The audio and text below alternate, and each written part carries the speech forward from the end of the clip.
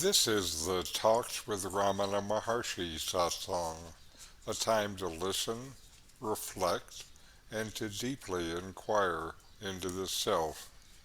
Know yourself and be always free and at peace. Welcome. I'm Richard Clarke, hosting this satsang. I'm a seeker like you, sharing what we love. This week I'll continue reviewing Talks with Ramana Maharshi. We are doing talk number 2. These are the talk. Someone inquired about the nature of perception. Maharshi responded, whatever state one is in, the perceptions partake of that state. The explanation is that in the waking state, the gross body perceives gross names and forms. In the dream state, the mental body perceives the mental creations in their manifold forms and names. In deep, dreamless sleep, the identification with the body being lost, there are no perceptions. Similarly, in the transcendental state, identity with Brahman places the man in harmony with everything, and there is nothing apart from his self. Perceptions are all in the mind, even perceptions of the world and the people around us. Our senses receive sights and sounds, then signal the brain, which forms the mental creation of what we have sensed, but with the habits and conditioning of the mind included. The mind then projects its mental creations onto the world, and that's what you see as the world. States are for the mind too. The self, your absolute being, has no states. So, whatever state the mind is in, waking, dreaming, deep sleep, that is what you see as reality. In the waking state, there is this world perceived by the senses and cognized by the mind. It seems real. In the dream state, the mind is active, but the body is inert. The active mind creates stories that seem real and seem to move in space and time, while the body is inert. The dream reality seems real. In deep sleep, the mind is inert, and it's like the body, ego, and world subside. The mind no longer projects its reality like it does in the waking and dream states. There is a fourth, though. It's called the fourth state, even though it really is not a state. Rather, it is a lack of states. It is what knows the other three states. One name for it is Turiya. Turiya is Atman or Brahman.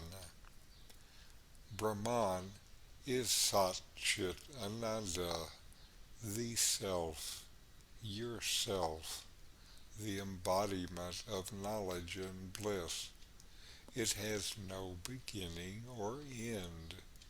It is the cause for all causes. Brahman has no states.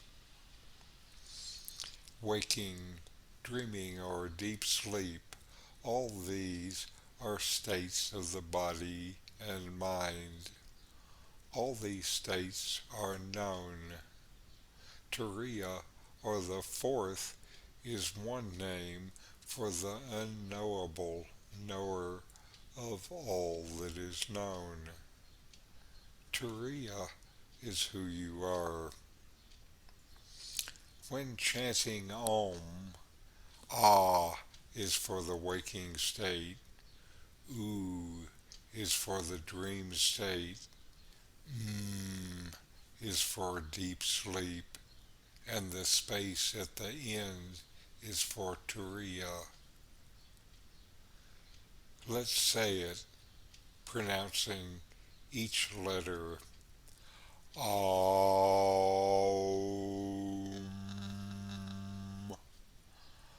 Om.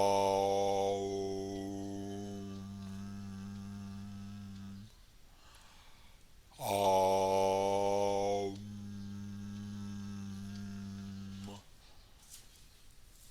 Now my teacher, Nome, with a discourse beyond states.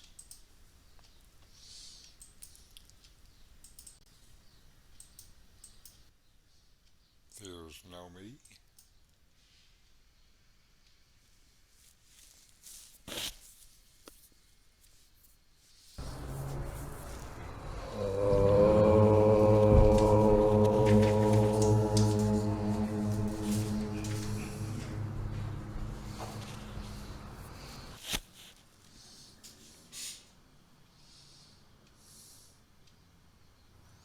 Self-realization is the innate state of the self.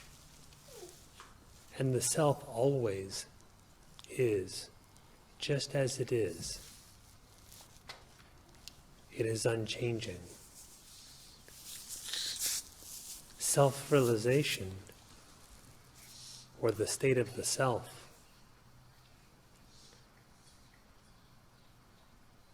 is not a state for the individual.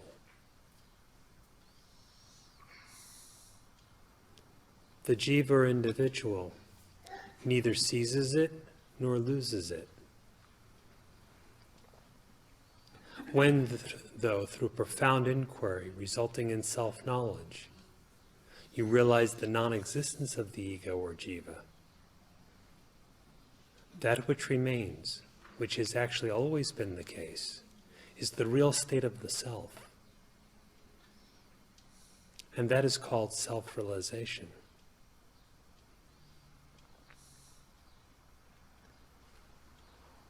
What you are can never be defined, and therefore never confined, by any state of the mind, and of course by any state of the body or senses.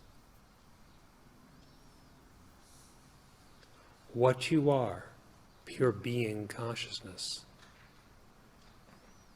is transcendent of every state of mind, of waking, of dreaming, of deep dreamless sleep.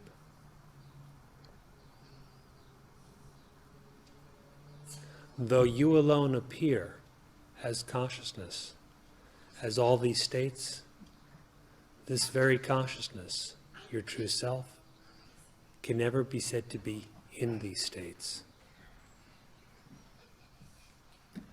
Whatever appears to you in any state of mind cannot be you. And you are free of all that.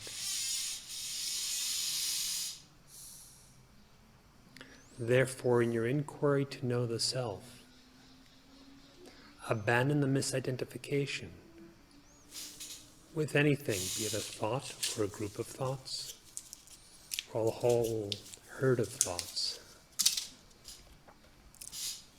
Abandon the misidentification with anything that appears within any state of mind.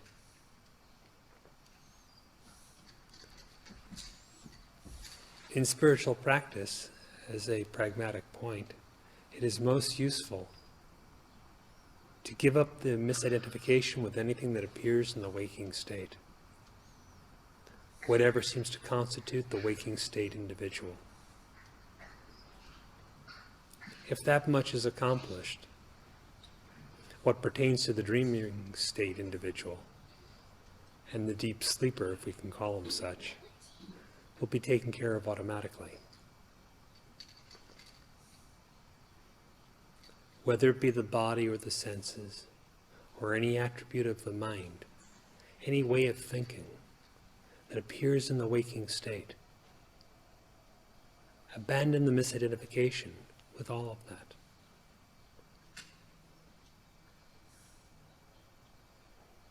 And know yourself to be the consciousness, formless, unconditioned, that stands ever transcendent.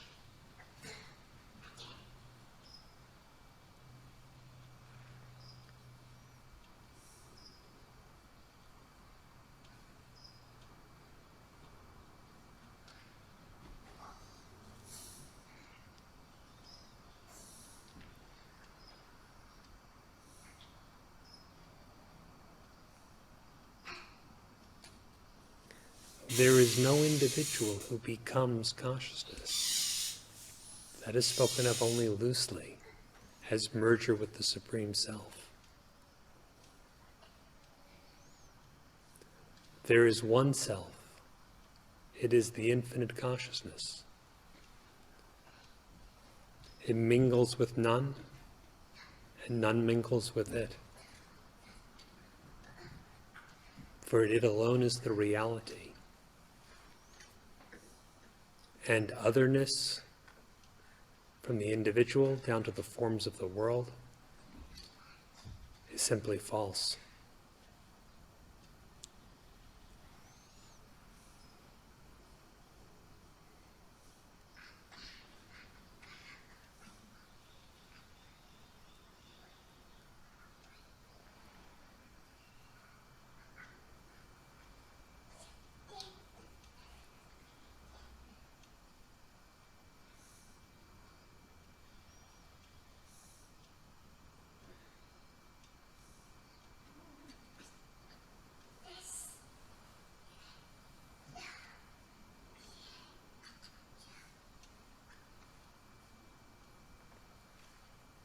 So, inquire in such a manner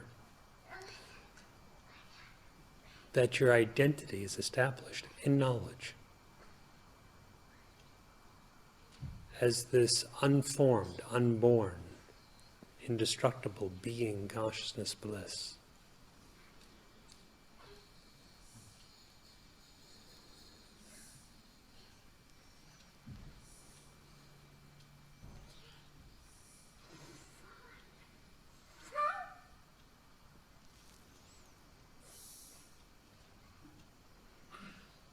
Do not so much seek a state, any kind of mental state,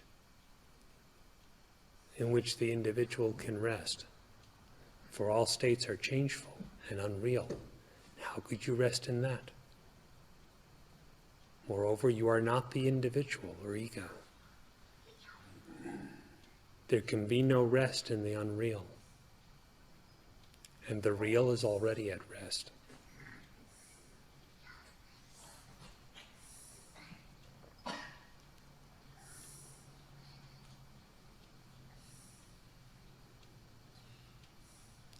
Dive within and know it for yourself. And now we're going to take a few minutes to inquire, to investigate within ourselves, and just start with taking a deep breath. Breathe in and breathe out with long, slow breaths. Feel the breath as it comes in, as it goes out. Feel your mind quiet.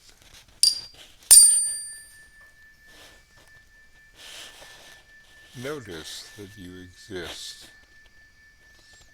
You exist, and you know that you exist without feeling it or thinking about it. It's self-evident. You just know. Already this is beyond senses or thought. we're going to inquire, investigate within ourselves. The waking state seems real. Where does the sense of reality come from in the waking state?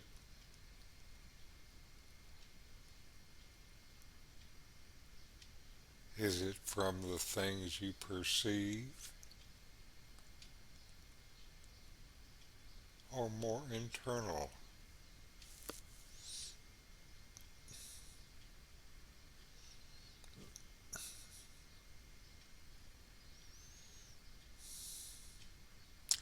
Dreams seem real. Where does the sense of reality come from in the dream? It's not from the dream objects. Where does it come from?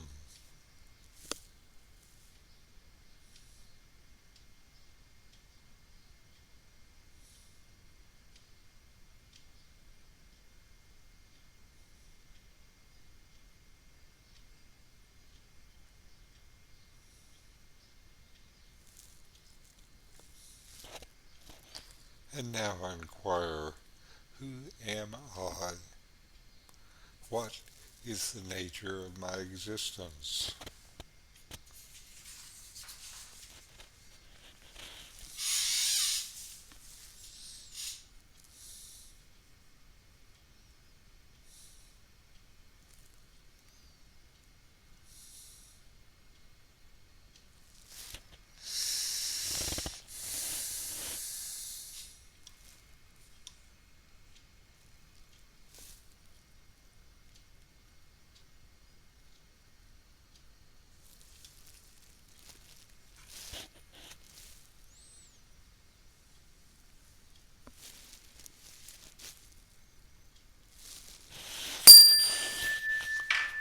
All right.